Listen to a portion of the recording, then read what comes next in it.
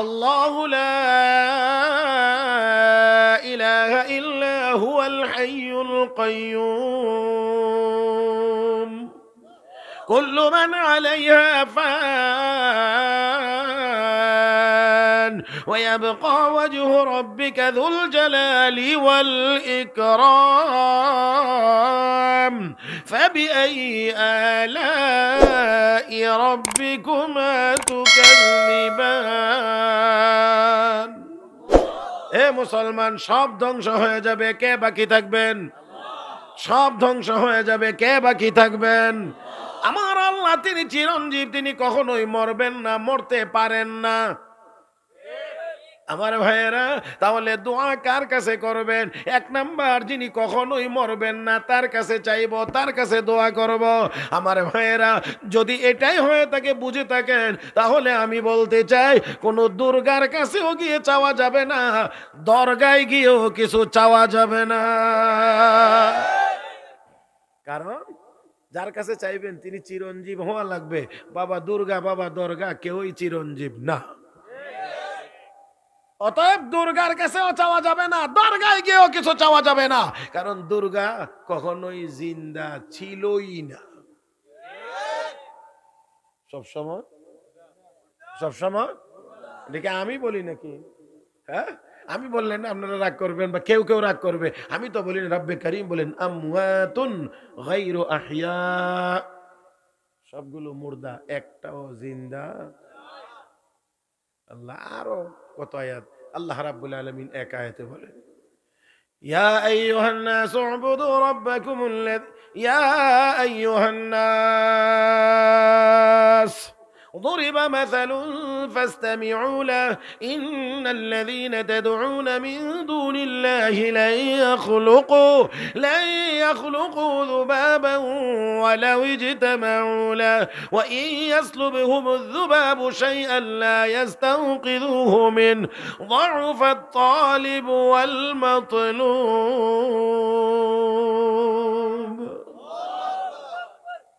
আল্লাহ গো, দুনিয়ার মানুষ, একটা উদাহরণ দিচ্ছি, মনের কান দিয়ে শোনো।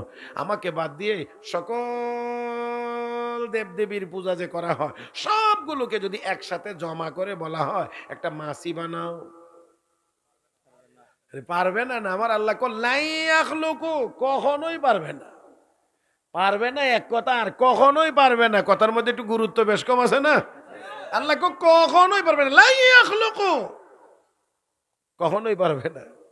তারপরে আমার আল্লাহ বানাইতে তো পারবেই না, এটা তো গেলই।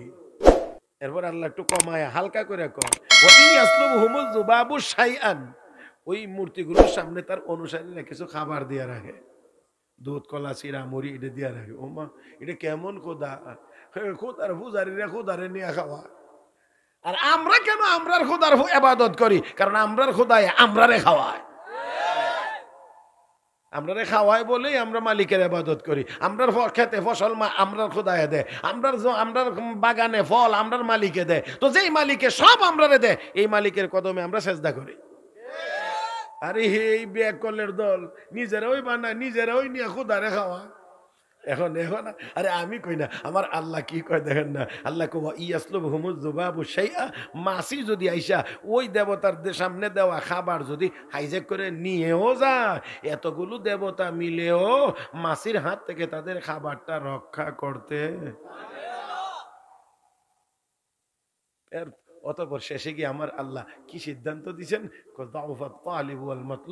যারা পূজা করে এরাও দুর্বল, যাদের পূজা করা হয় তারাও দুর্বল।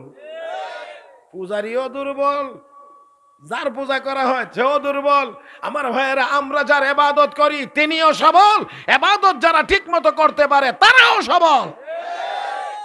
কারণ আমার আল্লাহর উপরে ক্ষমতাবান কেউ নাই। আর যেই মালিক এত ক্ষমতাবান, এই মালিকের যারা সঠিক গোলাম হবে তারা দুনিয়ার কোনো মাখলুকের সামনে দুর্বল হতে পারে না, তারাও সবল। ঠিক না? এই জন্যে হযরত শাহজালাল মুজাররদি ইয়ামানি নামাজের মুসল্লা বিছায়া নদী পার হয়ে গেছে। এটা কেমন সবল রে? কথা কয় না। এটা কি অস্ত্রের জোরে, টাকার জোরে, কোন চেয়ার বা গদির জোরে? তাহলে ওই মালিকের গোলামির জোরে। কারণ মালিক সবল, মালিকের গোলামও সবল। নৌকা নাই, খেয়া নাই, গোদারা নাই, ব্রিজ নাই, কালভার্ট নাই, হাকাম নাই। আপনারা হাকাম কর না? হাকম, আচ্ছা যাক হইলো, আমি না হয়তো আকার লাগাইছি আর কি। হাকম, হাকম নাই, কিচ্ছু নাই। আল্লাহ কই আমার বান্দা শাহজালাল টেনশনের কোনো কারণ নাই, কারণ নদীও আমার মাখলুক।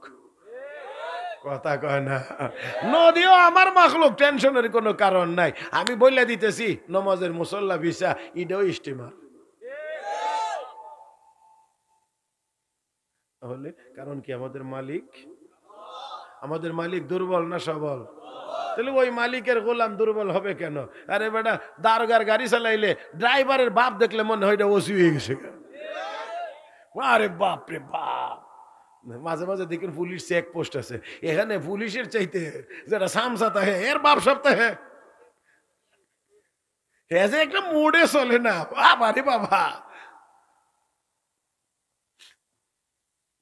তো আমার আপনার যিনি আল্লাহ, যিনি মালিক, তিনি দুর্বল না, তিনি সবল।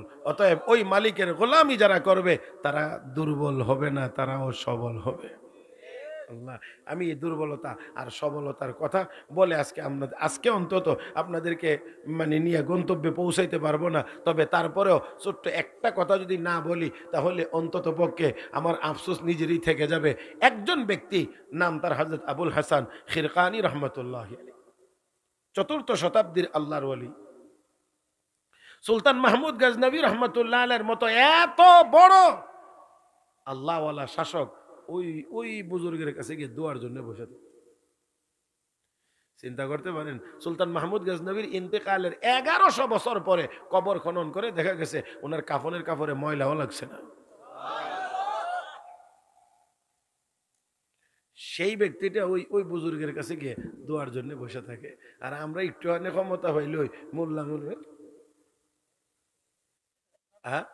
সুলতান গজনবী রহমতুল্লাহ আলাইহি ওনার কাছে গিয়ে দোয়ার জন্য বসে থাকতেন। এই আল্লাহর বান্দা গেছেন জঙ্গলে লাকড়ি কাটার জন্য, লাকড়ির বোঝা বড় হয়ে গেছে, ঠেলা গাড়ি, ভ্যান গাড়ি এই জাতীয় কোনো কিছু নাই, আনবেন কেমন করে?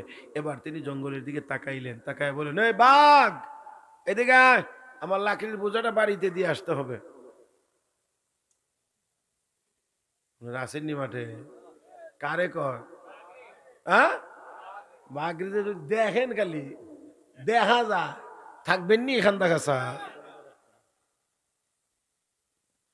বাঘেরে কয় কি, বাঘ এদিকে আমার লাকড়ির বোঝাটা বাড়িতে পৌঁছায় দিতে হবে। বোঝা যা ভ্যান গাড়ি ড্রাইভারে ডাকতেছে। চিন্তা করে। এই জন্য বলছিলাম যে মালিক কুদরতওয়ালা, শক্তিশালী। ওই মালিকের গোলাম যারা হবে তারা দুর্বল হবে না, তারাও শক্তিশালী হবে। বলা মাত্রই বাঘ অত্যন্ত আদবের সাথে সামনে এসে হাজির। লাকড়ির বোঝা উঠাইলেন, নিজেও উঠলেন। এবার বলেন চল, চলে না। আবারও বললেন চল, চলে না। আবারও বললেন চল, চলে না। বুঝতে পেরেছি জঙ্গলি জানোয়ার, বেত না লাগাইলে চলবে না। এবার ডাক দিলেন, হে সাপ এদিকে। সাপ হাজির, গলার মধ্যে চিপা দিয়ে ধরেছেন। সাপরে বানাইছে চাবুক, বাঘরে বানাইছে বাহন। ওই সাপ নামের চাবুক দিয়া বাঘ নামের বাহন রে পিটাইয়া আল্লাহর বান্দা লাকড়ির বোঝা সহ তার বাড়িতে হাজির হয়ে গেছে। মুসলমান, তাহলে আসুন বলছিলাম, কার কাছে দোয়া করব, কার কাছে চাইব? যিনি 1 নাম্বার কোয়ালিটির অধিকারী, আল হাইয়্যু, চিরঞ্জীব। তিনি কখনোই মরবেন না, তিনি কখনোই মরতে পারেন না। তিনি একমাত্র কে?